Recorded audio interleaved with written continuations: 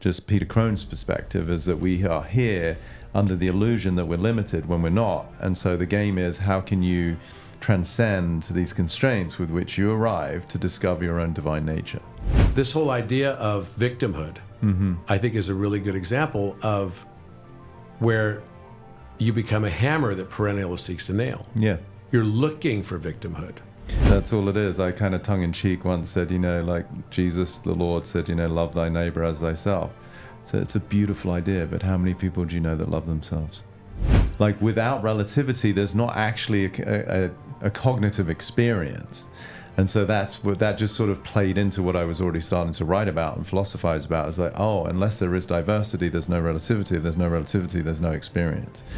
We would not come here to choose a simple experience. We would choose the one that's going to grow us the most. Yeah. And that's, I think, what we're doing.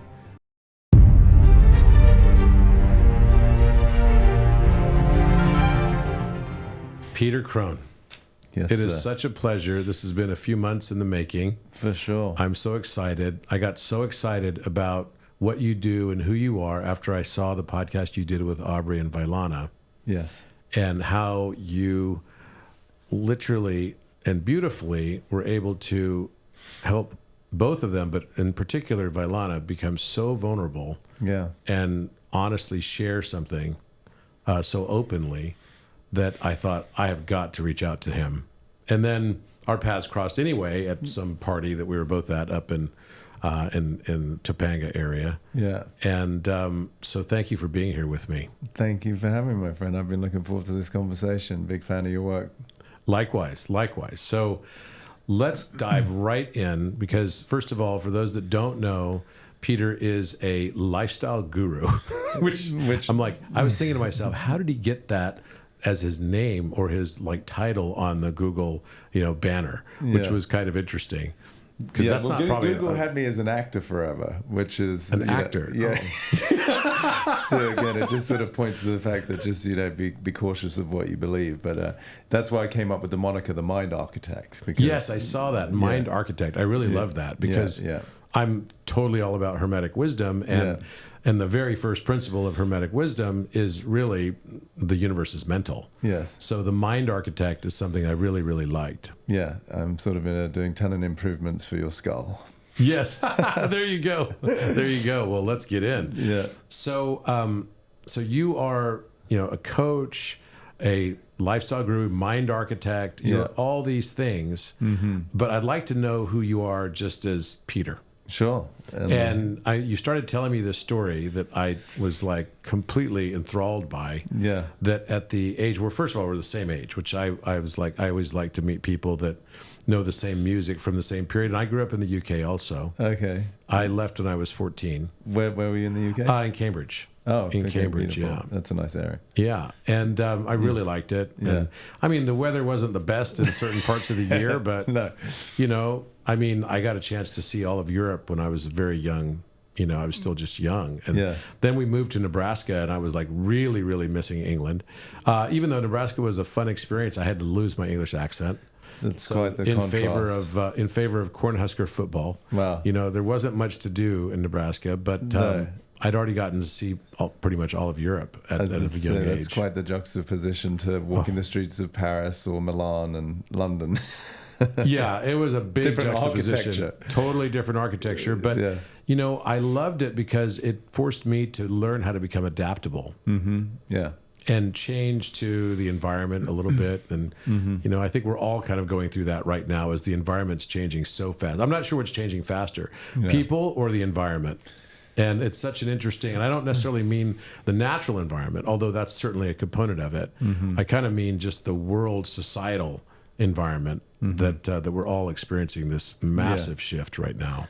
Yeah, it seems insane, but it does definitely. Apparently it's what's happening. But you have had to go through an adaptation yourself from a very young age. Yes. You started by telling me that you kind of became an orphan. Yeah. Very early. Your mother passed away. Yes. When you were very young. 7, yes. 7 years old. Mm-hmm. And then your father was caught up in a very tragic accident. Yeah. He worked on a ferry between Dover and Calais. Yeah. the White Cliffs of Dover. It's how you know you're finally arriving in England, because it's so foggy sometimes you can't see anything but those white cliffs. Yes.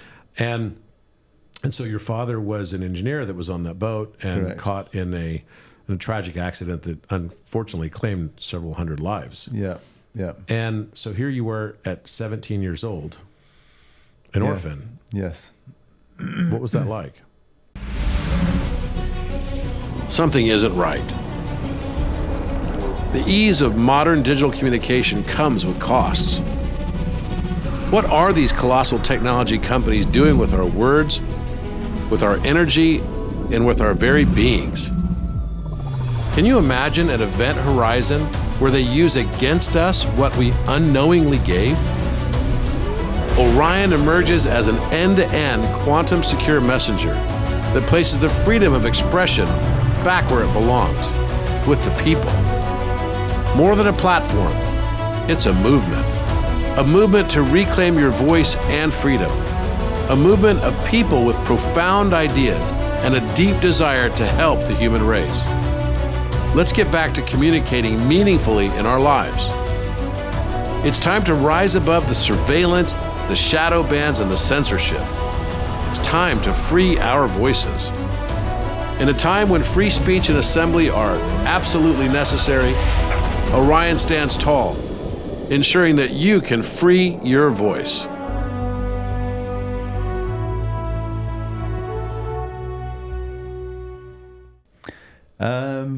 I mean, there's various points of perspective, right? So I think what it was like at the moment was hard to process, hard to understand, very confronting.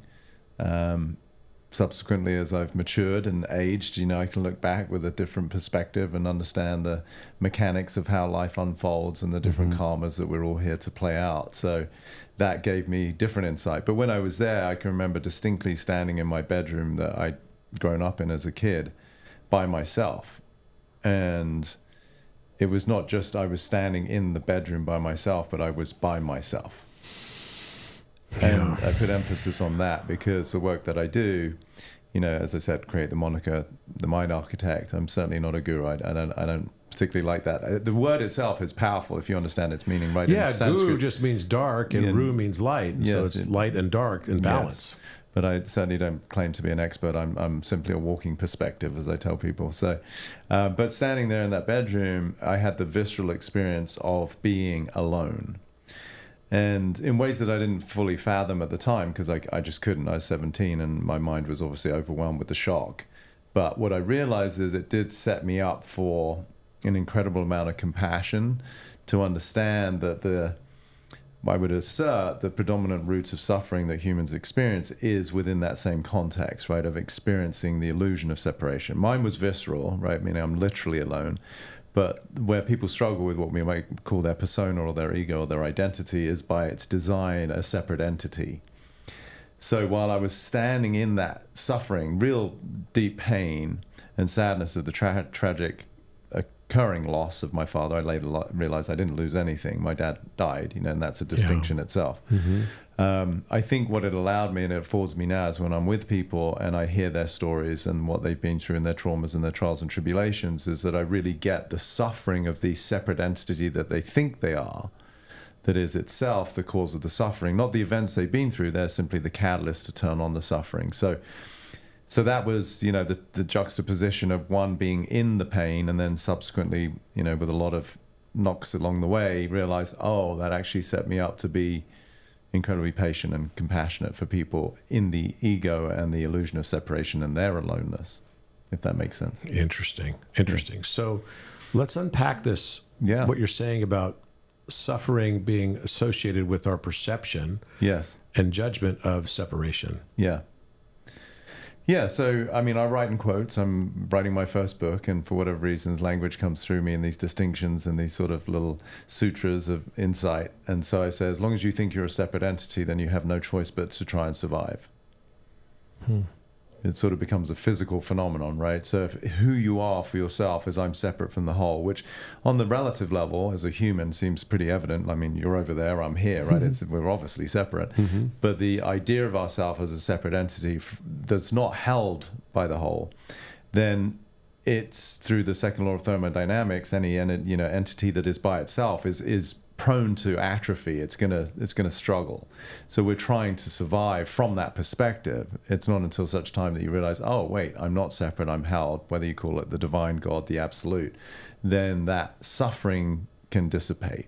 But as long as I think I'm a separate entity, then it's incumbent upon me to do whatever I have to basically belong, make it, survive. The whole realm of performance, whether you're masculine or feminine, they both have different flavors to them, right? The way that we try to garner love and acceptance. But that's it. If you're separate, then you have to do something to make it. That's the primordial imperative of any individual. Yeah, I mean, it's kind of part of the dynamic of the backdrop of the game. Yes. Right, which is, I'm separate. How do I survive? I mean, as human beings, we need community to survive too. I mean, you could be the marauding, the tribe from next door that comes in and says, no, we want your land. I mean, that's one certain visceral aspect of it. But it could also just be, how am I going to hunt and gather and do all these things at the same time and survive? It's pretty scary. It's very scary. And I would assert that survival mechanism itself is commensurate with fear, right? So most people are in the state of fear. I often use analogies to help people understand. If you have a herd of animals that are migrating, and for whatever reason, for the purpose of making a point, one of the younger animals forages, it just sees some food and it gets caught up eating, and then it's sort of just like any kid, curious, and it's looking around. And let's say a few hours go by, but the herd keeps moving. Then, as to say, the light starts to fall, and the baby is like, oh, hang on a minute, I should get back to mum and dad, and the tribe, the group, comes back to the path that they were migrating on, and they're all gone. You can viscerally kind of experientially feel inside of what that animal's experience might be, right? Which is now it's complete terror, especially as night falls. And there are bigger predators out there, for which a human being, there's a litany of predators. Yeah. And so now that experience as an isolated unit, not part of the tribe, then it is pure survival and panic. And that's, again, I would say one of the components of the ego is that it's in this state of fear because its primordial imperative is to survive. All based on the illusion of separation. So once you can reverse engineer that, I'm not saying it's easy to mitigate, but it does at least alleviate suffering.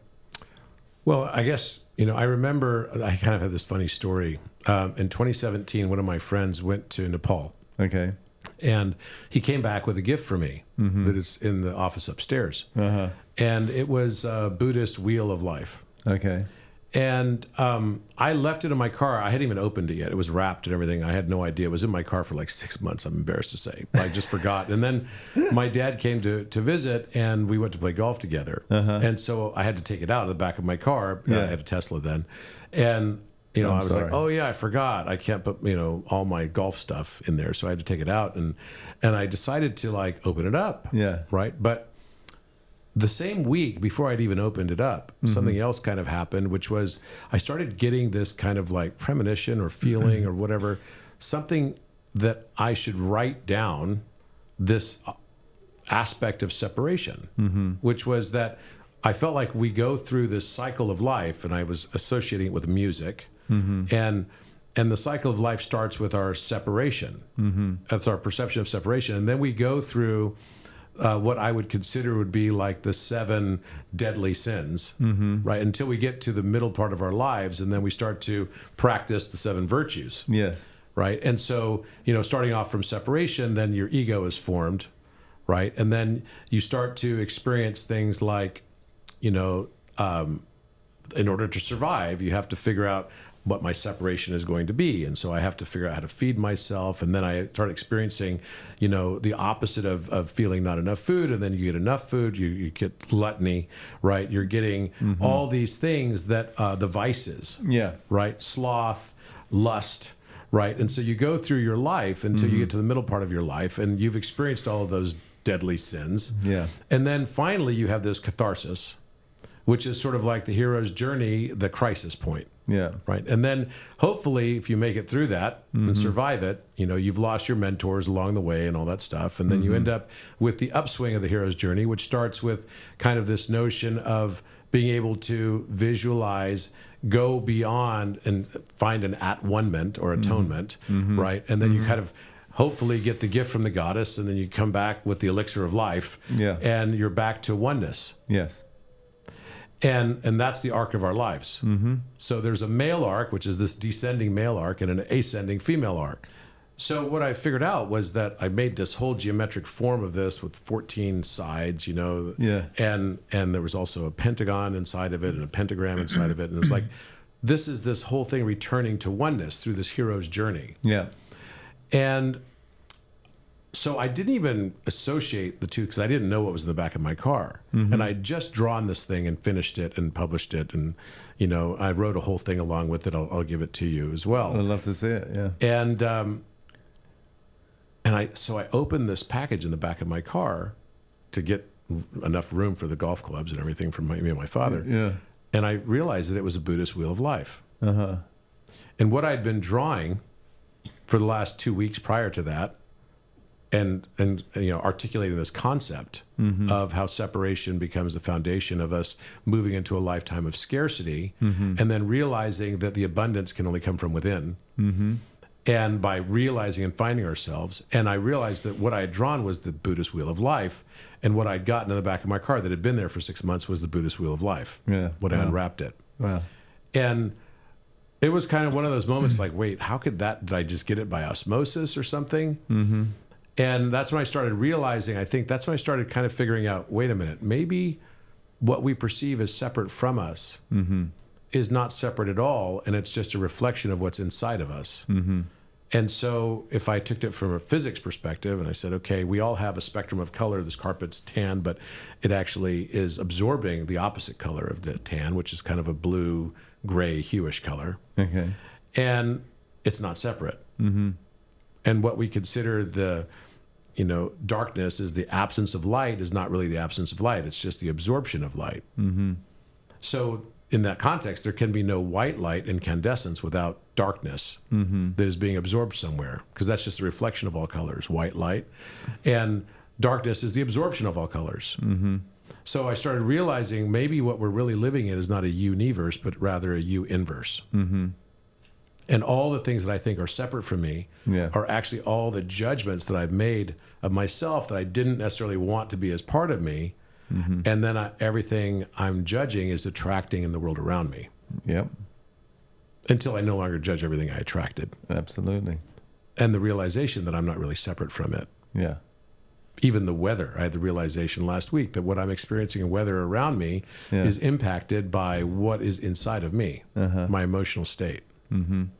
So is this what you mean by getting beyond the separation? Well, short answer, yes. You had me at golf. We've obviously got to play now. Okay. I was just hitting balls this morning on the range. Oh, really? Yeah. So it's an illusion of separation, right? This is why it's such a great game, or what I call cosmic hide and seek, right? So there never was separation, right? I tell people there's always somewhere to get to until you realize there isn't. But as long as you think there is, right? So it is that superimposition and based in, for me, linguistics, language, right? Who are we other than a walking conversation? So it's through the constructs of our own language that we adopt from a very young age, which I assert are actually constraints we arrive with, which gets triggered by our care providers. It's not that dad said this and I got upset, or mum said this and I felt I wasn't enough. My assertion, not a truth, is you arrive with those constraints and then you architect and curate the events of your life such that you can, in your language, discover the constraints in your terminology judgments, right? So that's why it's such a beautiful game, because no matter who you are, you're going to curate the events that are required for your own emancipation. So one of my favorite quotes that is very popular, that even though that came through me, it's one of my own favorites of mine, is that life will present you with people and circumstances to reveal where you're not free. Life will present you with people and circumstances to reveal where you're not free. Yeah. And so as you get triggered by things and events and the circumstances, and fill in the blank. Could be a dozen things in one day. That's exactly what the universe is trying to tell us, is that we need to be aware of where we're not free. Yeah, and we could argue, to your point, about the fact that there isn't separation in the first place. It's not so much the universe is doing it, you're doing it. Yeah. Yeah, it's beautiful. Isn't it? It's so amazing. So that, before we went into this conversation, I asked you a question, provocatively, of course. Of course. And I just asked the question of, what are your thoughts on free will versus destiny? Mm-hmm. And I love how you answered it, so I want to ask you to Sure. answer it like that again, Of course, I'm happy to repeat. Yeah, so from my perspective, the problem is in the question itself. And that's invariably the case, because most questions that people have are still in the realm of the idea of separation, right? So the question of whether it's free will or destiny arises from within the illusion of separation, for which reason there is no answer, and this is why we can philosophize about it all day. When you recognize that separation itself is an illusion, then the question becomes moot. Yeah. So that's how you can reconcile then. The way I answer it often is I think and feel more that what we consider destiny is just the free will of our higher selves. Mm-hmm. And that's not separate from us. We are the higher self too. Yes. We're just dimensionally limited. And as we start to break out of that dimensional limitation through identifying the areas that have been brought to us, to our awareness via people and circumstances and experiences, experientially, then we can become aware that we're all that is. Yeah. And for the people listening at home, hopefully some people are like, oh my gosh, wow, they've had some sort of epiphany from that, not by virtue of me, just by the distinction. And then there might be a few people who are pissed off, right? And they're like, well, what the fuck does this guy know? Like, I have free will.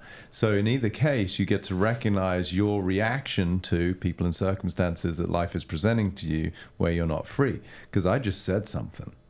I literally made noise. Yeah, so if you're triggered by that, then that's where you're not free. Then there's an opportunity for them to see, right? So it works every time. That's the beauty of it. And again, for me, that is the game of life, right? That we're all looking into this ultimate liberation of the constraints of our own linguistic fortresses that we've created unbeknownst to ourselves.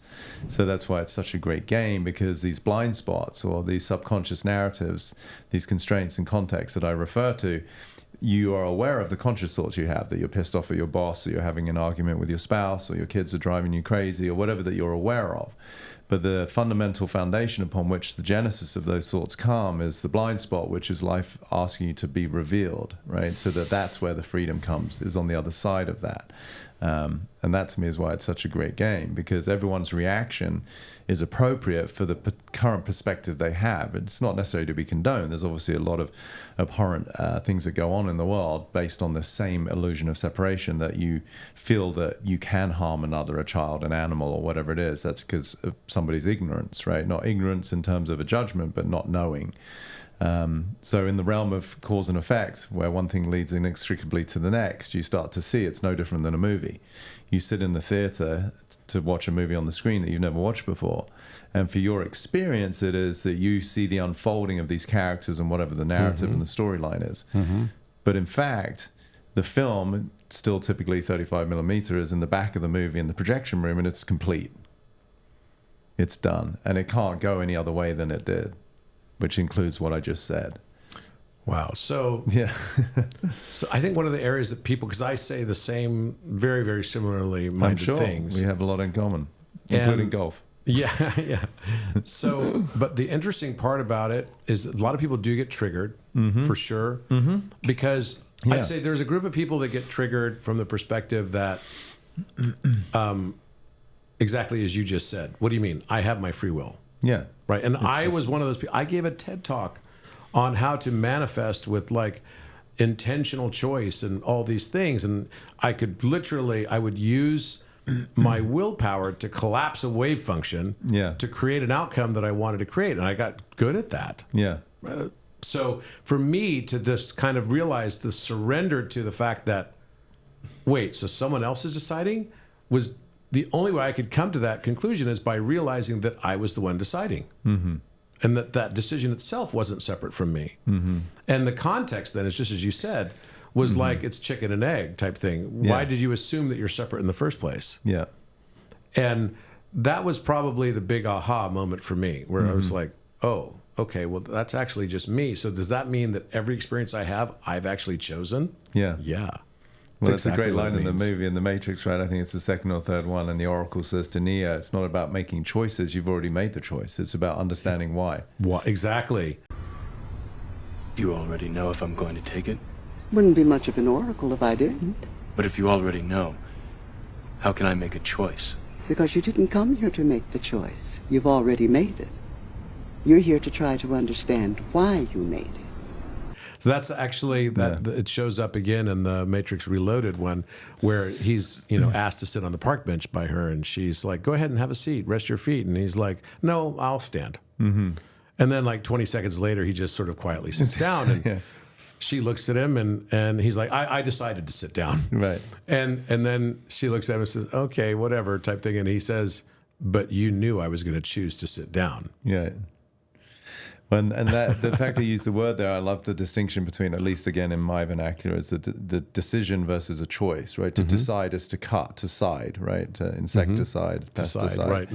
So to decide is to cut, and it's in the realm of what seems to be a binary world, right? Where you can do this or do this. So should we go to the party or should we not? Should we go to this restaurant or not? And so decisions are what I assert most people are making. They're not making choices. Decisions occur within the conditioning of who they currently are for themselves that they're oblivious to.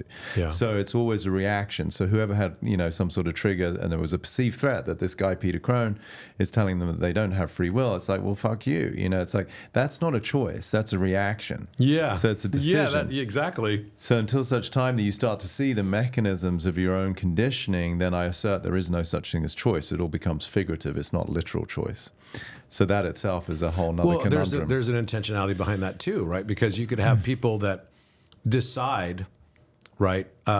They believe they're deciding to simply say something that could actually just be a reaction. Then it becomes more of a subconscious aspect that they just had a reflex to. Yeah. That's not necessarily an intentional choice. I mean, we have a world full of issues and challenges very often because people do not have a balance between their intention and their impact. No.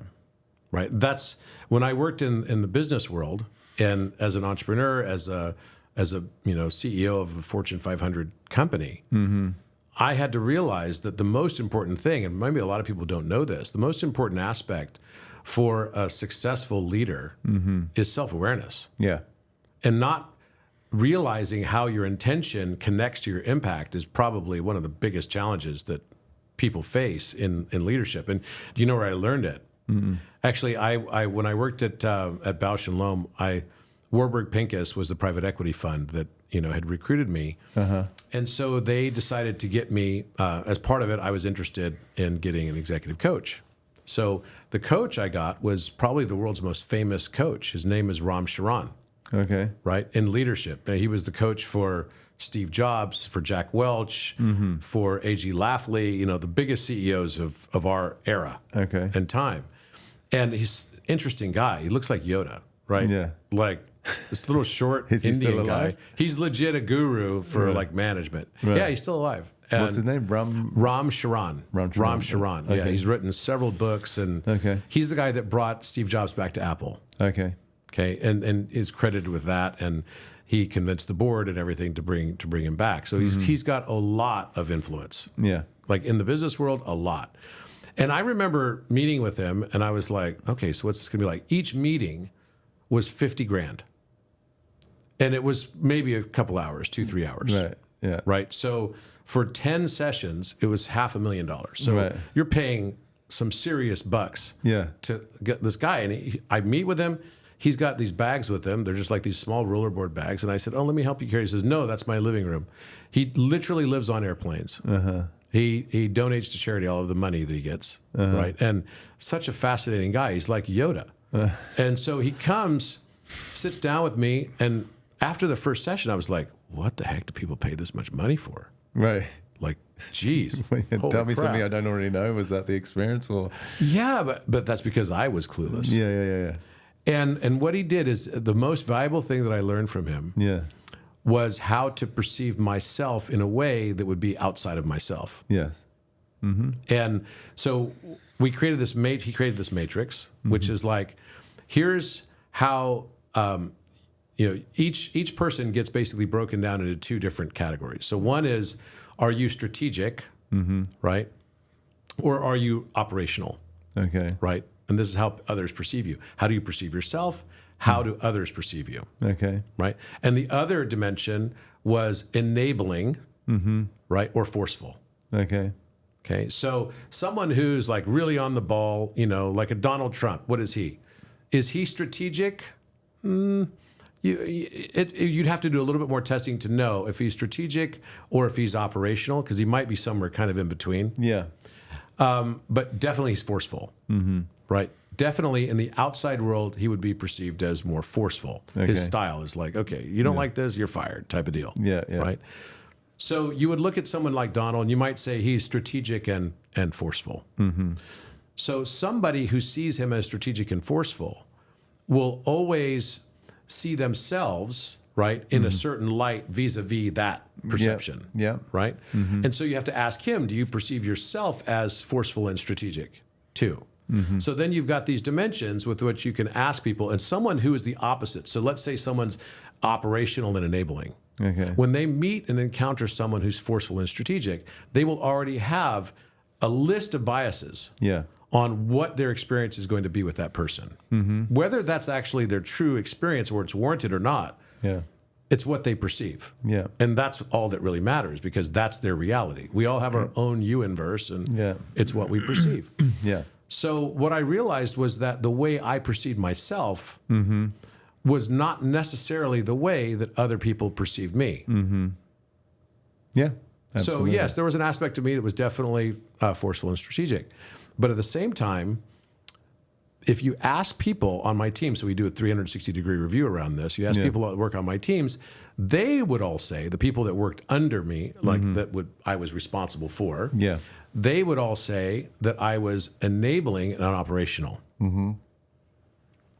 But if you ask my peers, right, other CEOs and similar companies, they would perceive me as forceful and strategic. So what I learned through all of this was that when I go to board meetings, Yeah. I have to realize who my audience is. Right. Do they perceive themselves as operational and enabling, or operational and forceful, right? Or are they strategic and enabling? How do they perceive themselves? And be able to speak in the ways that communicate to their own self-reference bias. Interesting. And this was incredibly valuable. Yeah. $500,000 value. $500,000 valuable, exactly. And I have to say, it revealed things at that and a 360-degree review that I would have never been able to perceive. Because why? I'm a big fan of Alan Watts. Yeah. An eye can't see itself Right. without the aid of a mirror. A knife can't cut itself. Yeah. A light can't illumine itself, and fire can't burn itself. Yeah.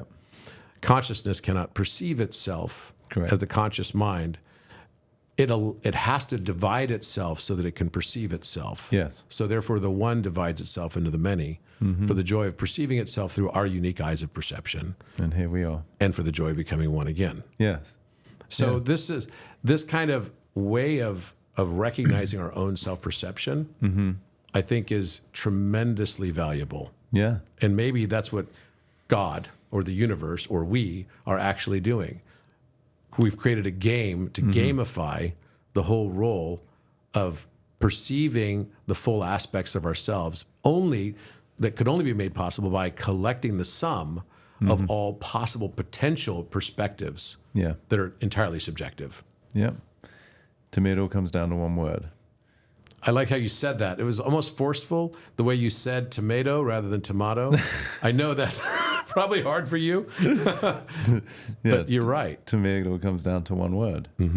Curiosity. Curiosity. You have kids, and I would guess that if you were to reflect back when they were younger, I know some of them are young, what is the number one word, if you were to do a cross analysis of all your kids that they all have in common? What is the number one word that they ask dad? Why? Exactly. Yeah, because dads are supposed to have the answers, right? It's like, Well, and it's they mom all as do well. like a It's- 5 whys, you know, Yes. kind of analysis. But why? But why? But why? Right. And one time I figured out, my eldest daughter, she finally got to like the 6th why. And finally I figured out how to answer it, that she would just stop. And I come to the conclusion that the right way to answer that is because. And she'd be like, okay, good, I got it. And she'd like, leave it alone. I'd say, it's just because. Yeah. And that's where we sometimes end up, right? Because my epiphany for me, if I were to, be so bold as to say there was some sort of enlightening moment in my life, was when I got to the 3 words. It was through the end of a relationship, which at the time was heartbreaking for me as a human, as the individual who'd gone through this loss of this person I loved. And unbeknownst to me, it was really just to be the catalyst to pull up the deeper fear of loss that had been established, obviously, when my parents died. And so she left, and for 5, 7, 8 weeks or whatever, I was struggling and calling friends and, doing whatever I could to try and get her back. And we spoke for a couple of weeks, but then there was about 6 weeks of no communication. And so my mind, my ego, my stories were just incessantly keeping me up at night, where it was like, where is she? Is she with someone else? Am I going to see her again? And all of that, right? The heartache that it is to... How old were you at the time? 29. And so sort of Saturn return, which is, that sort of the flower that's going through the mill. That was my first midlife crisis. Yeah, yes. I remember it well. That is everybody's, some pivotal moment usually in terms of astrology, sort of between the ages of 29 and 31 when Saturn returns. But anyway, so I was sitting there, and this is again now 6 weeks or so with incommunicado with her, and still these incessant questions of like, where is she? Is she dating someone else? Will I see her again? Will I have love like that again? And I got the answer to all questions simultaneously. Which was? I don't know. Get comfortable with that. Mm-hmm. Yeah, and it was freedom like I'd never experienced before, because it was the truth. And it was the part of me that was uncomfortable with not knowing that was always trying to figure it out, which is the paradox of being human, right? As that life itself is the paradigm of uncertainty, but as humans, because we live in a space of survival, trying to make it, we don't feel safe, so we always want to know. And so there's that conflict that creates suffering. Yeah, it's very profound. So when I saw that, and this comes full circle to what I was saying about curiosity, is like, well, we don't know, but that's why it's so fun to try and find out. Very true. And that to me is consciousness wanting to know itself. And it can only know itself. Unity has no experience. Yeah. So unity has to be diversified in order to have any relativity. And I had this as another visceral experience, not only the experience of separation, but when I was in a rent-control apartment in Santa Monica, I barely had any cash to my name. And I was going for a run, and I was leaning up against the wall of this pretty atrocious rent control apartment, but for some reason, whoever the painter was had done an immaculate job. So the portion of the wall I was close to, I was stretching my calves, was so uniformed, I actually got a little bit dizzy because there was no like scuff or raised paint or dirt. And so my eyes were unable to have any form of relativity. And at that moment, I realized, wow, like without relativity, there's not actually a cognitive experience. And so that just sort of played into what I was already starting to write about and philosophize about. It's like, oh, unless there is diversity, there's no relativity. If there's no relativity, there's no experience. And so curiosity to know oneself, I can't know myself as oneness because there's nothing to compare against. Yeah. And so this is why also in the realm of, being human in this dimension, what is the number one topic of conversations? Relationships. Yeah. Right, they are the greatest, I would assert, conduit for growth, right? Especially intimate relationships where you get sufficiently close to somebody. It's almost like it's designed for that. Yeah, seems that way. It definitely seems that way, doesn't it? It's because it's never just as simple as, I like you, you like me, let's get together, and let's spend the rest of our lives in happy bliss and. No, that it's not like that. Typically happen. Yeah, the movies will tell you. No, people ask me all the time. They're like, Robert, you're a mathematician. How much is half of a half of a half of half? And I said 3 marriages. Clearly, you're in your third. I didn't know. Yeah. Okay, good for you. Yeah, the triumvirate, safety in numbers. Yeah. Yeah. Well, maybe. But the point to that, I think, is that. We experience, and I'm starting to realize this now too, the people that come into your life are there always to illuminate for you the areas where you're not free. Hence my quote. And so you will inevitably, I had a very interesting conversation with Zach Bush about this. Yeah, love Zach. And Zach said, he said something that I thought was like one of the literally, I should have paid him $500,000 for this quote. Sorry, Zach. I did take him to Egypt. I know, I'll take it on his. That's right. So I said to him, like, so, what are your thoughts? Because I knew he had some sort of different ways of looking at relationships and monogamy and all this type of stuff. And I had overheard him in Egypt saying to someone, he's like, yeah. So they asked him, and he had a totally serious look on his face. And they said, so what are your thoughts on like monogamy and everything and polyamory and all of that? And he said, I believe in moment by moment monogamy. And I was like, whoa, this guy, he must be going to run for office someday, right? It's like, and then he told me he was planning to. Yeah. I had to pry more in that. I mean, it's like, come on, what do you mean by moment monogamy? Yeah, yeah. And his answer was actually quite fascinating because what he said was he realized that the world around him is essentially like this U inverse. And what shows up in your life is like, a goddess, a woman, in our case for men, or a god, who is there to illuminate for you what is not yet free. Yeah. And so therefore, as you're evolving, you can expect to have multiple relationships.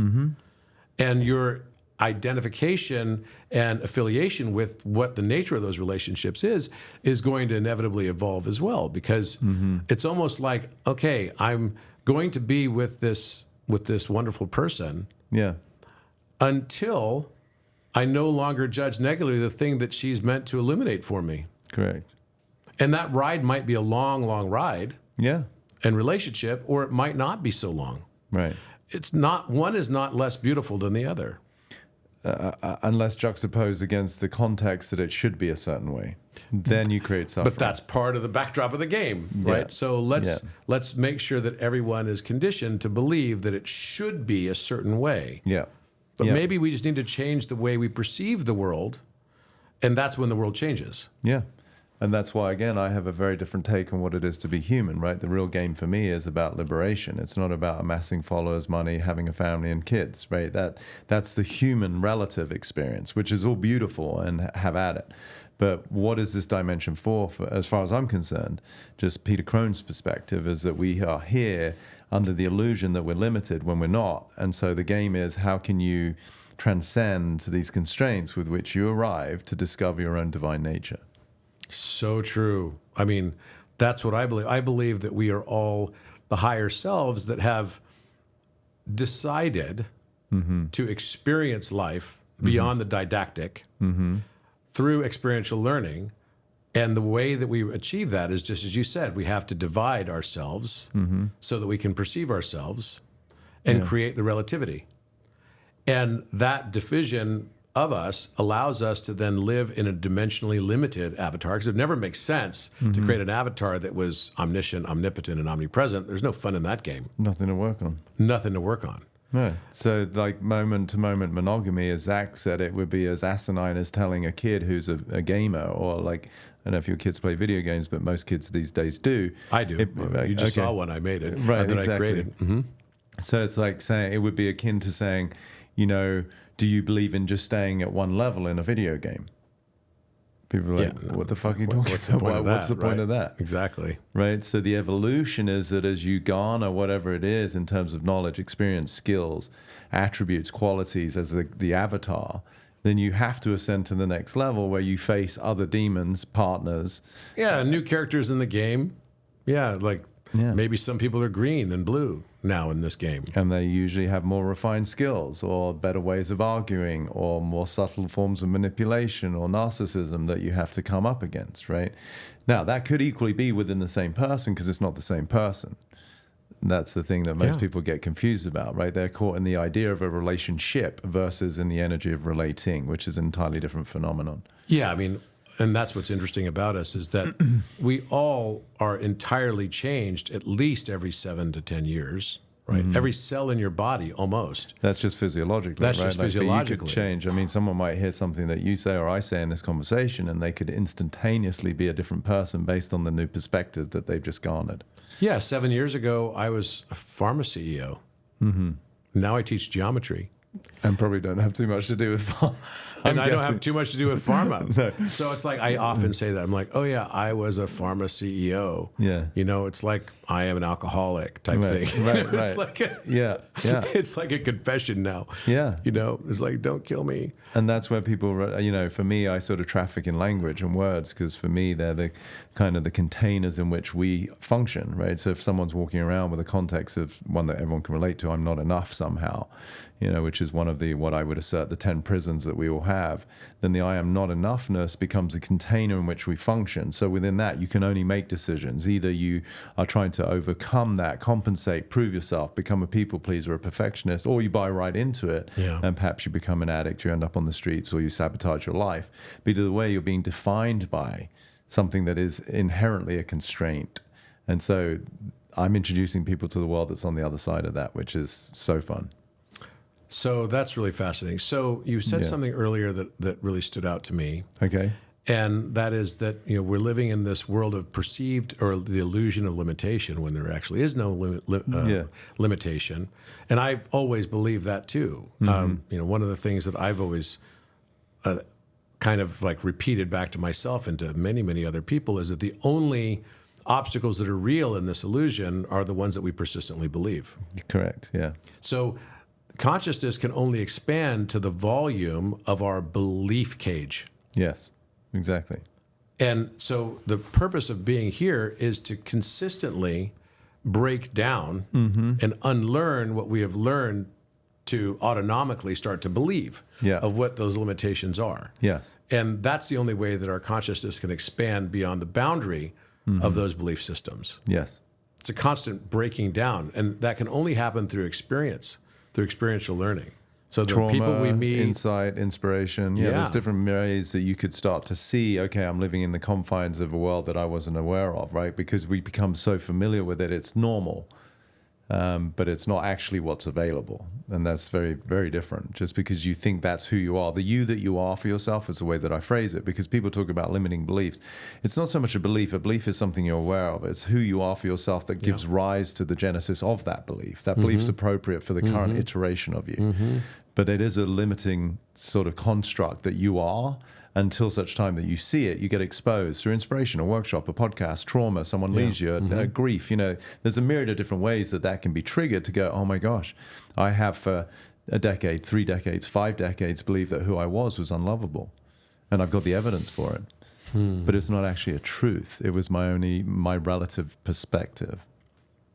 so how do people react to this notion? Because at the same time, it's not that easy for people to hear sometimes that, you know, for someone like you or me, I was thrilled when I found out, oh, so I'm responsible for all of it? Yeah. But I finally came to that realization. I'm like, oh, thank goodness. But some people are not, because they don't trust themselves. Right. It's illuminating a different aspect of themselves that is still unfree. Yes. Right. And so how do people best deal with this situation to realize that all the things I experienced in my life, I actually chose? Are you telling me that you chose to be an orphan at 7, losing your mother, and you chose to lose your father at 17 years old in a boating accident of a large ferry? No, I'm not. Because it's not a conscious. So again, there's different levels of choice, right? So I said there's figurative and literal, but then there's what I would assert is unconscious, which is more to do with the curated journey that we're all here. The soul that I am did sign up for that at some level. Now, it doesn't work if I know about it. Right? Yeah. It has to be a shock. It has to seem like I'm in the game of my own life. Otherwise, it's like, oh, I knew that was going to happen. But then I don't garner what I'm here to learn by virtue of really falling into the convincing nature of the experience. We have to have a veil of forgetfulness. Otherwise, it's all just, you knew what was going to happen. There's no fun in that. Right? It reminds me of the story in, you've probably read the raw contact material stuff. I haven't. Law of One. No. There's a part in it. Raw. Yes, yeah. Sorry. There's a part in there where they talk about how, you know, the previous iteration of the simulation game was such that they didn't have a memory loss requirement. Oh, okay. Right. And so people were sort of just like not motivated to go forward. Right. Right. And so like, yeah, I'm in the 3D. This is fun. I'm Yeah. good. I'm just living this out, Yeah. do this bad, do this thing, whatever, it doesn't really matter. Yeah. And so they're like, okay, we had to introduce a forgetfulness aspect of this to make sure that it actually worked correctly. Yeah. And they learned that through a long period of experience. Yeah, I haven't cited this for a long time, but I just remember there's that movie, The Game, with Michael Douglas. One of my favorites. Which is so brilliant, right? Because why it's powerful is because he had to believe everything that was transpiring in order for him to get the payoff. Yeah. So simultaneously, our version of the game is, being who you think you are currently until you realize it's not. And then you step into a different iteration of yourself, and then there's a new game, or you've ascended to a new level. Either way, you still won't remember why you're at that level. So to answer your question, of course I didn't choose for my parents to die, but nonetheless, if I were to get philosophical, and again, it's just my perspective, it's not a truth, there's obviously something that the soul that I am wanted to experience in the realm of the illusion of loss, to, on the flip side, recognize, no, there's nothing that's missing, right? That I am everything. And so that's what I garner from that. And of course, an immense amount of experience around love and acceptance and union and all of the things that come with it. So yeah, for the people that are at home, again, to answer your question, who are struggling with that sense of 100% responsibility, that's okay. That's where they're at, right? Like you wouldn't ask your 7-year-old to bench press 300 pounds. That's just where they're at. Right. So responsibility to me is an accumulated opportunity, but I do want people to consider it is still nonetheless an on or off switch. Right. So if you're not 100% responsible, it's not necessarily a sliding scale. Then you do make room for victimhood, which is currently what you're obviously looking to experience. That you are at the cause of somebody else's behaviors. Like, I'm pissed off because, and that's where you're currently not recognizing your own divine power, which is okay. That's just where people are at. Totally. There's a lot of finger pointing out there in the world until you realize, again, through a series of your own evolution as a being, that you're actually the one making all of this happen, at least your experience and how you respond to things. So this reminds me of kind of sympathetic resonance. Yeah. Because, I think one of the principles of the universe, again, is that there will always be, a sympathetic resonance. If you're in a state of humility, you will perceive humility around you. Yeah. If you are in a state of arrogance, you will perceive arrogance around you. If you're in a state of piousness, you'll perceive piousness around you. We cannot break this sympathetic resonance relationship between our experience and what we experience ourselves and what we perceive we experience. And how we walk through our day-to-day life. It's not going to be separate. So this whole idea of victimhood, I think, is a really good example of where you become a hammer that perennially seeks a nail. Yeah. You're looking for victimhood. Well, when you understand the dimension, look, who here, hopefully listening, most people do in the morning, get up and they go and brush their teeth or wash their face or whatever, and you're usually in front of a mirror. Yep. The illusion is what? That this 1/4-inch piece of material contains you. Can see me, but no, you're not there. Yeah. Right. So for me, in terms of the human equivalent, is that we're trafficking in the dimension of the mirror that is time and space. So wherever you go, it's not that you see something, it's you see you and the way that you see things. So it's really revelatory, right? It's not that I see an asshole over there. It's just I see a reflection of what it is that I am and the way that I see the world. It's not saying that ipso facto I am an asshole or how I perceive myself, but I've discerned that quality in another human being because at some level I have to have it in myself. So it's really just understanding that this whole game, and why to me it's so fascinating, is that regardless of who you are and whoever's listening, you have precisely the coordinates that are required for your own soul's evolution. How fucking amazing is that? It's freaking unbelievable. And it also brings so much meaning and wisdom to the name that God had chosen for himself or herself. I am that I am. You're right. Yeah. Because anything that we judge is what we are. Yes. In the world, what happens to us in the world is not actually what happened to us, it's what we believe happened to us. So our belief systems and this cage of our belief limitation, the negative narratives we tell ourselves, become the container that becomes the maximum limit of what our consciousness can expand to until we break our ego. Yeah. And I believe that the heart never really breaks when we actually have the full context of the infinite aspect of wisdom associated with our experience here. The heart never breaks. It's only the ego that does. Yes. And we're going through a series of ego breakings, right? It's like Richard Rudd. And he calls the enlightenment and awakening a series of softenings. Yeah. And we had a podcast together, and I said, yeah, maybe it's a series of softenings that turns pain into purpose. Yeah. Because our context has changed. Yes. Once we understand it's a pathway towards divinity. Yeah. And that all the challenges we've given ourselves is actually not just to mess with us, but actually to make us grow. And that changes the whole framework of how we relate to life, right? Versus me being a victim, it's an opportunity. Yeah, it's an opportunity. And that's why one of my former monikers, which you'll find entertaining, was prior to the mind architect, it was a hitman for the ego. Hitman for the ego. I like that. Right. So it's like, and even in my mastermind, which is my 3-month container, like jokingly within the participants now, they know that like when they're in the morning, I teach theory, in the afternoon, I coach people, and then I'm explaining what I'm doing. I will often, it's a Zoom and people have their hands up and I'm like, okay, who's ready to be killed? There you go. Who raises their hand? Yeah, who wants to get rid of the idea of themselves, so we can make space for a bigger iteration of who that you don't know you are now possibly going to be. Now, what is the role that psychedelics plays for you? So far, none. I have had no experience. You've had no experience? No. Wow. I know all the people that we have in common. So we have like, a psychedelic virgin right here in our presence. One of our mutual friends literally called me human ayahuasca once, which I thought was quite a compliment. She's like, I mean, what you've taught me is as profound, if at times not more so, than my plant medicine journey. So yeah, it hasn't called to me. And that's not to say that I won't experience it at some point, but I've never done any drugs. So, okay, I was in the exact same place as you 2.5 years ago. Okay. And I have to say, actually not exactly true, because my practice was more, spiritual practice was more from a geometric perspective. So drawing geometry releases natural DMT. Okay, yeah, cool. And it's like an amazing thing. Yeah. There's nothing more powerful, I believe, than...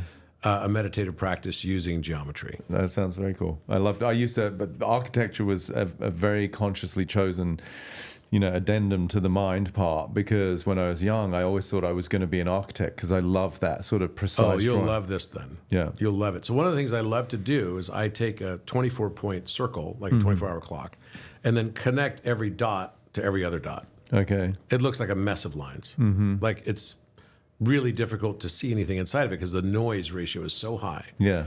But I found that there's a method to use so that you can start to erase noise. Okay.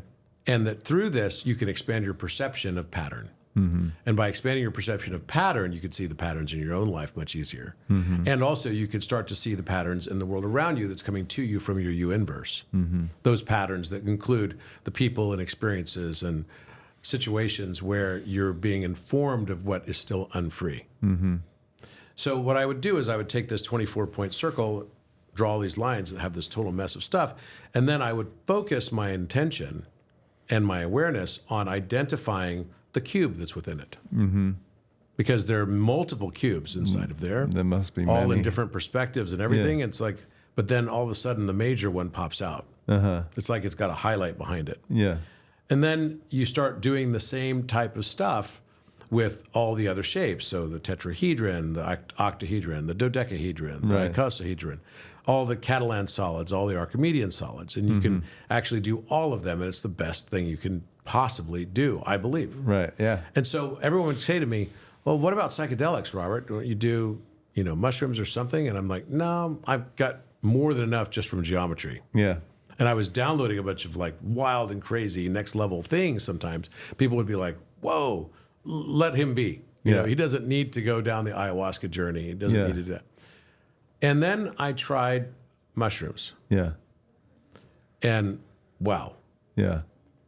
It was, first of all, I grew up in an era, we both did, where drugs were like incredibly vilified. But here's the truth. So in today's world, back in our days, people talk about our parents were from the 60s and flower power children and all that stuff. And so they would say, oh, that's drug, sex, and rock and roll, and that's negative, right? That's just drug, sex, and rock and roll. And I realized that in 2024, we have different names for these things to change our perceptions of them. Drugs is just ceremony. sex is divine union, and rock and roll is a festival. So we've replaced drug, sex, and rock and roll with a change in intention, which makes it all very different. Yeah. Because our life shifts also. That's just a metaphor for our reality, which is our entire life shifts and changes when our intentional and aspect of perspective shifts. For sure. Yeah. So I say to you this, that I would never, ever go back now. Mm-hmm. And I was at least probably even more viscerally oriented around this than you are sitting in front of me right now. Mm-hmm. Because what mushrooms did that was very different for me, and I was already getting natural DMT and getting tons of downloads and drawing all kinds of stuff and getting advanced math and physics and stuff just coming in from the field. What it did is mushrooms don't present you with an illusion. No. Mushrooms reveal the illusion you're living. Right. And when I first could start to see the structure of space-time all around me in the form of rainbow-colored flowers of light, that was like a profound moment, because I'm like, okay, this is not giving me more illusion. And that's what I had to get past. Yeah. I didn't want to have an artificial experience. So I was vehemently against even the concept of it. Yeah. And I've never had a single bad experience having done it. It's the one that I'm open to trying, for sure. It's definitely the gateway. Yeah, It's definitely the gateway. Have you tried others? Have you done ayahuasca I have. or DMT? I have. Yeah. Bufo and I've not done Bufo. I've not done. What is the other one? Iboga. I have done Kimbo Hape. or something. The other toad poison. I've not done Combo. Combo. Yeah. Right. Combo. I've never done that. Right. You know, all the frog stuff I haven't done yet, but my friend Shervine is trying to get me to do it. Yeah. And you know, they're very short duration, extremely short, like 15 minutes. You're like, those ones, But the mushroom, was that more like a microdose, or did you do like a full, 3 grams? I don't even know. So the first amount that, you know, I think the first time I did it, I probably did like 3 grams or something like that, 2 or 3 grams. And that was actually a lot. Yeah. I don't like to do that much now. So whenever I'll do it, it's going to be like, 1 to 2 grams. Okay. You can get everything from that. And is there hallucination in that? Because I know you can, if you do a micro, it's more like it's heart opening. You feel very connected. You see these more vivid colors, and is what I'm hearing at least. Yeah, Versus I mean, you micro, go heavier, you get the. Some people feel it at half a gram. Yeah. Right, and they'll start to see a few things. You start seeing a lot at about 1 gram. Okay. So that's what I'm saying. I don't feel the need to go beyond 1 to 2 grams. Right. And to me, 1 gram is kind of or even 0.8 of a gram is kind of a micro dose. Yeah. And then if I want to go on a journey, which I don't do that often, it would be probably closer to 2 grams. But I've done like 4 and close to 5 before, and I'm like, I didn't like it. Right. It just was. No, I feel like so embedded in the present that the only experience I've ever had of any drug, I never smoked weed, I've never done nothing, alcohol. Yeah, I hadn't either, actually. But I had a terrible experience where my, at the time, assistant had bought me this tincture of CBD with a little splash of THC, but it was predominantly CBD, just to help with a different sort of depth of sleep. And I was like, okay, this kind of feels pretty good. If I got up in the night just to pee or something, I'd go back, feel pretty groggy, and it was nice. So I said, okay, when that's done, get me another one. And they were out of the tincture. And so she got me capsules because it was the same brand. She said, well, they told me this was the same thing. I was like, okay. So I was at a seminar one night. It was kind of late for me. Jason will tell you that's not the case. I can hear him.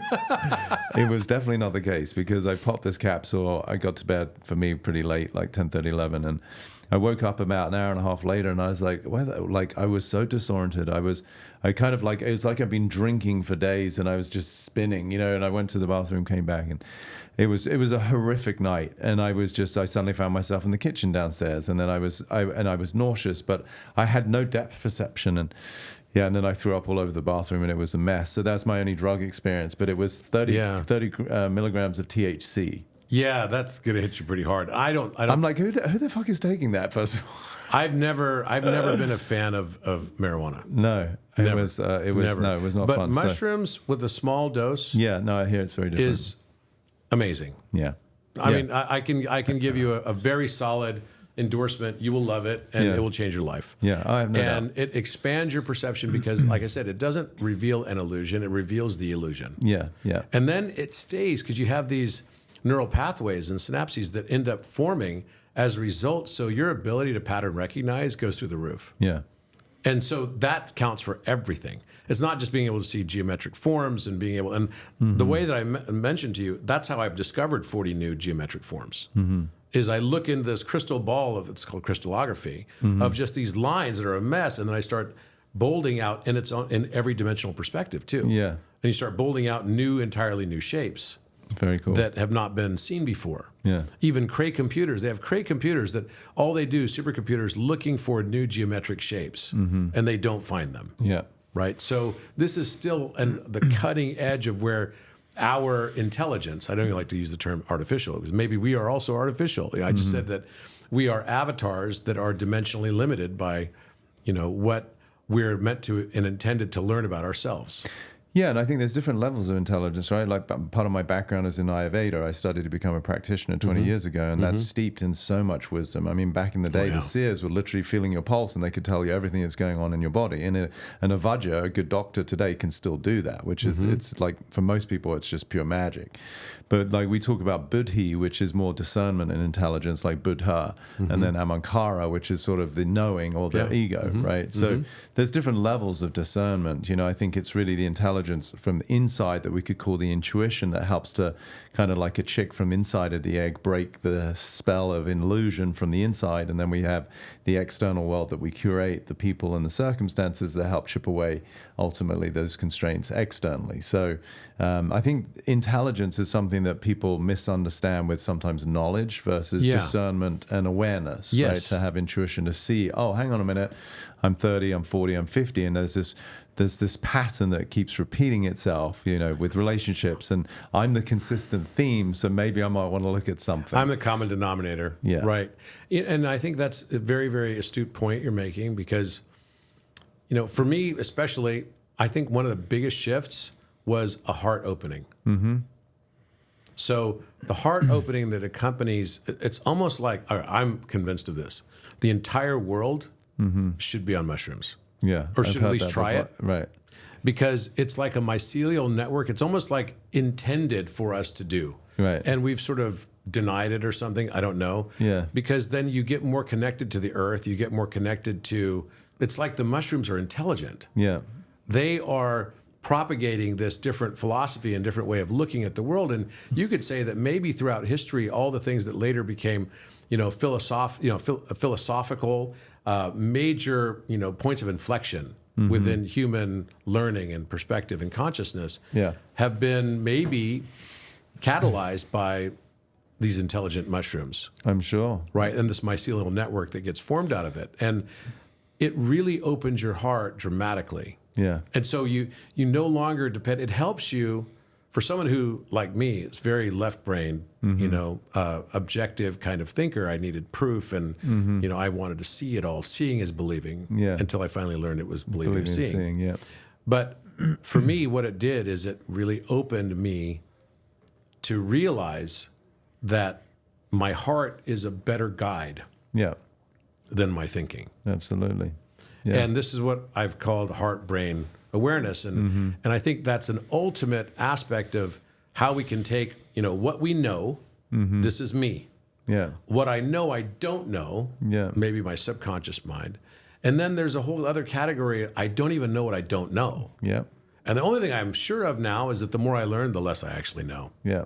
And what happens with all of this, we call that zone of I don't know what I don't know, it's kind of it's ignorance of being ignorant. You're so ignorant, you don't even know what you're ignorant of, right? Yeah. But we call that randomness.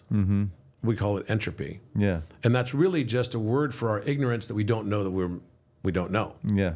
And so that's why academia hates it and scientism hates it, because they love to use the term randomness or entropy when actually I don't believe it exists at all.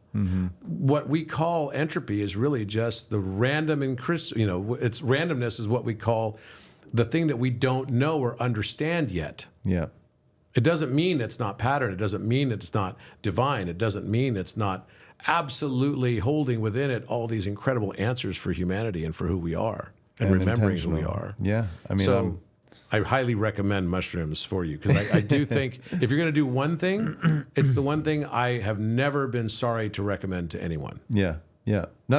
I'm down. I'm down. And all my friends very kindly say, you know, dude, imagine with your mind and the shit that you see already, if you could take mushrooms. It's true. It will raise your pattern recognition and perception. Yeah. For me, solidly, it probably gave at least 10 points. Yeah. Maybe 15.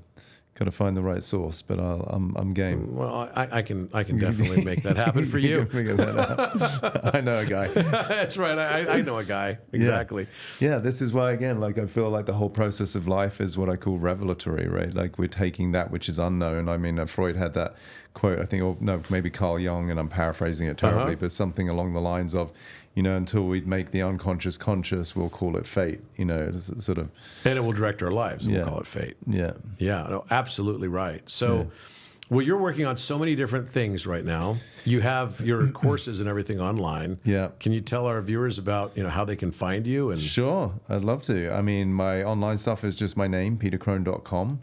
As is my Instagram, just at Peter Crone. They're the two main sort of sources of my content. And then my courses, right now we just started something I'm really excited about, which is an online community membership, very affordable, called Freedom, to help people find freedom in all areas of their life. So it has a kind of archive of all of my courses on anxiety, depression, relationships, health. It's got my premier sort of flagship program called Free Your Mind. It's got 30 plus videos and worksheets, and I think now we've got about 70 hours of content inside of Freedom, and it's all for less than $1 a day, $29 a month. We wanted to make something super available. So that's the main one. And then if people wanted to, you know, dabble in the mastermind, that's a much more intensive with me live, 3 months. We meet every 2 weeks, and it's so moving. I mean, I was working with someone 2 days ago on Saturday in the afternoon coaching. So theory in the morning, coaching in the afternoon. And I scrolled through for a minute on the gallery view, and I really think that there was maybe one person who wasn't crying. Like, it was so moving to break these constraints, which everyone can relate to. That's the beauty of being in a container like that, is because we all have the same stories at the bottom. Wow. Yeah, it's really moving. So if you could tell our viewers here one thing that you think could have a big impact on their lives, what would it be? Ooh, that's a great question. I think to realize that it's okay. It's okay. You're okay. There's nothing fundamentally wrong with you other than the thoughts to the contrary. And to realize that, you know, albeit it seems as though what we're looking for is the primal need for belonging, we want to be loved and accepted, that really, without sounding trite or cliche, the ultimate thing we're looking for is the love of self. And what that means is, just to expand on it a little bit, it's not love like I'm going to take myself to the spa, I'm going to run a bath and candles. And it's really, can you as a human being with all your flaws and imperfections learn to love those parts of you? That to me is real love. It's easy to love the parts of you that you like. Yeah. But I would assert... Yeah, loving the parts of us that we like is it's kind of like basic narcissism. Yeah. Right? But also, as part of that, is a lot of self-loathing for all the parts that you don't like. And I think that's the challenge of the world, actually, is that I don't think people hate each other so much. I think it's more people hate themselves. And then it projects to the world around them that's not really separate from them. That's all it is. I kind of tongue-in-cheek once said, you know, like Jesus, the Lord, said, you know, love thy neighbor as thyself. So it's a beautiful idea, but how many people do you know that love themselves? Explains why you fucking hate your neighbor. Yeah, right? exactly right. And you know, I think one of the biggest things that I've seen as well, that people get to a point in their spiritual awakening where they actually can start to really hate themselves because they feel like, oh, I did so much stuff wrong. You know, I'm so bad. My ego is terrible. Yeah. And so then they change their name and they're like, I don't want to be this guy anymore. I want to create a new name. I'm going to try out, you know, my name's Peter. I'm going to try out John now, right? And it's like, you know, John Light now or something like that. And Hummingbird, like they Hummingbird or whatever, One Divine or whatever it is. But the truth is, we exist for a reason. We are the way, all of our emotional states that are from the input stimulus that we have in this matrix of game experience, whatever you want to call it, spiritual life simulation, is intended so that the one source creator, which is also us, can expand. And know itself. And know itself. So, and that can only happen through an almost infinite Yeah. number of perspectives that are entirely subjective. Yeah. And each one of us then helps the universe become the ultimate philomath, the lover of learning or the lover of wisdom, the philosopher. Yeah. Because through our eyes, it can learn empathy for every possible circumstance, which iterations are not even the things that necessarily happen. It's how we perceive what happened, because we all have our unique conditioning biases. And it's such a beautiful thing. We realize that the universe expands through us existing. Hence why we keep having more of us. It's Absolutely. So that we can continue to see the future and other aspects of consciousness that we're not familiar with. Yeah. It's a hard thing for people to really take on, but I, as graciously and as with much compassion as I can invite people to recognize that when you ever feel like you're a victim, and I know I've been there, that, you know, and there are tragic things that happen to humans, is as best as you can to try and reframe it in a way of like, how is this somehow benefiting my evolution? Yeah, it kind of comes back to what you said earlier about Neo and the Matrix. It's like, you've already chosen it. The bigger question is why? Yeah. What am I here to Why discover? did I choose it? What am I here to learn about myself that I didn't formerly know? Yeah. And having an openness and committing and recommitting to being teachable, Yeah. such an important aspect of this. Yeah, and I think within that, because it becomes a little bit of a sensitive subject when certain things are happening out there that were, you know, truly abhorrent. It's not to condone behavior, because it's not so much that I become passive and accepting whatever someone is doing to me. The choice that you're learning may be to remove yourself from a circumstance that you actually are no longer willing to sustain, that you're not willing to tolerate. So that might be the lesson. It's not to condone the behavior, the heinous acts that can unfortunately happen regularly out there, but it's, my lesson might be to recognize my own worth, which is that I no longer am willing to withstand this kind of abuse. And the challenge is as well that, you know, if you, in this matrix where we attract everything we judge until we no longer judge what we attracted, the things that we take on in fights because they triggered us, have only the effect of creating more of the thing that you're judging in your perception. It's why it's my favorite scene in the whole Matrix trilogy, or now, what's the word after trilogy with 4? And I think they're making 5, right? You'd know. Yeah. They had Quadruplets. the revolutions, and then I can't remember the last There's another one. one. Yeah. Yeah. So anyway, in the first one, when he's running away from the agent, as everybody does, you know, they say run. And of course, there's a moment there where he started to glimmer his possibility, and they're in the subway station, and he just kind of like does this, and the dust comes off his shoulder. Yeah, and he's yeah. like I remember that. And he's inviting, you know, resistance. And so anyway, eventually he runs and he opens the door. And Smith is standing right there with the gun. And then, of course, in true Hollywood celluloid drama, everything slows down and it's like, poof, poof, and he's getting shot. And he falls against the wall and the blood smears down as he slides. And, you know, of course, it's so beautiful because Trinity, his love interest, you know, is back on the Nebuchadnezzar, and he's dying, and they're seeing all of his vital signs reflecting his death, which to me is really that perfect symbology of the egoic death, right? And then it's only through love that she says, I love you, now get up. And so that he comes back. And at that moment, when the agents fire bullets, he literally puts his hand up. And they all stop. And then he drops. Because that's not in his reality anymore. Yep. Because there's no him there that is living in, as we discussed earlier, the primordial illusion of separation that has with it, by extension, fear. Yeah, he's no longer choosing to take the input stimulus of the illusion. Yeah. And he's able to transcend it. I think the whole reason why we're here is to learn how to love and how to be loved. And it's actually super simple. But it's also the only way we can accomplish it is by knowing ourselves, which is the hardest thing we'll ever do. And, you know, I came to the conclusion last summer, I would say, that someone asked me what enlightenment was. And I just answered, I said, it's when our expression of love supersedes and exceeds our desire for one objective truth. I no longer have to be right. Rather, I'm just going to choose love. And that was such a big thing, because I didn't want to then be triggered anymore by this illusion. So it's sort of like this. And the concept of Trinity, I think, is such a great metaphor too, because Trinity represents the divine aspect. Once we understand the divine aspect, a lot of people don't know that the square root of 2, which represents the essence of duality, plus the square root of 3, the essence of the Trinity, or the divinity within us, when you add the two together, they equal pi. Full circle.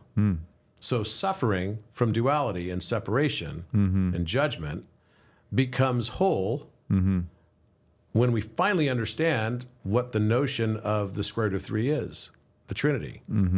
And when you then look at it and say, okay, if the square root of 2 is lead and suffering, then if I look at the full circle, what percentage of that circle is going to be represented by the square root of 2 when adding square root of 2 and the square root of 3 equals pi, or its close approximation for pi.